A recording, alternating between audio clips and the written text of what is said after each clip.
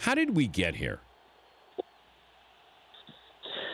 Well, that's the bigger piece of all this, right? It should never come down to having to score one goal in Trinidad to get to the World Cup, although we've, in our history, we've had to do that. But I think we're past those days where that should happen.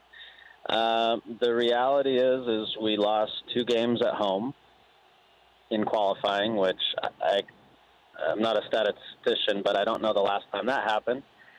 And we lost a game in Trinidad against a team that had nothing to play for. And so that's sort of the reality of the situation. And it's unacceptable in every way, and it's disappointing, and we got what we deserved. I mean, if you can't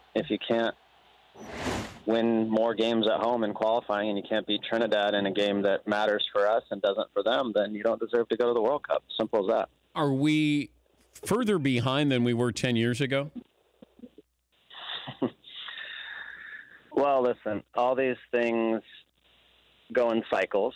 Sports always go in cycles like that.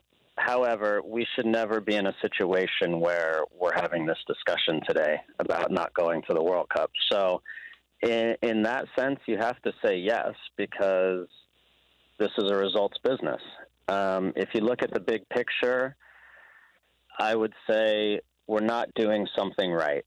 If we're coming down to the last game in Trinidad where we have to get a point to qualify, we have to score a goal to qualify. So are we worse off? Yeah, probably. And sometimes in situations like this,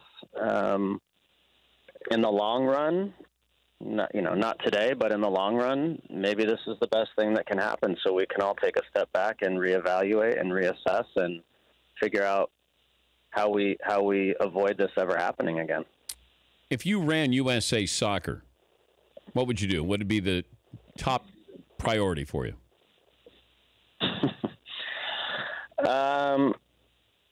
Well, there are so many priorities, and I'll just start by saying I know there's a lot of heat on Sunil Gulati today, a lot of heat on Bruce Arena, a lot of heat on all the people involved with this sport. Let's not forget that none of these things are easy, and if you're on the outside looking in, it's always easy to pick apart what you think is wrong. So I'll preface it with all that. I think the biggest issue in our country probably is that we have too many kids that don't play soccer because they can't afford it, or they don't have the support, or they drop out of soccer because they're burnt out because of coaches that are overbearing or parents that are overbearing. I think we're missing out on too many quality players, and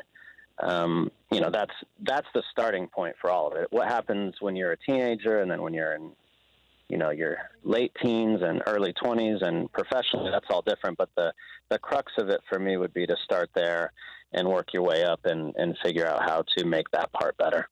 The Dan Patrick Show, weekday mornings on Audience.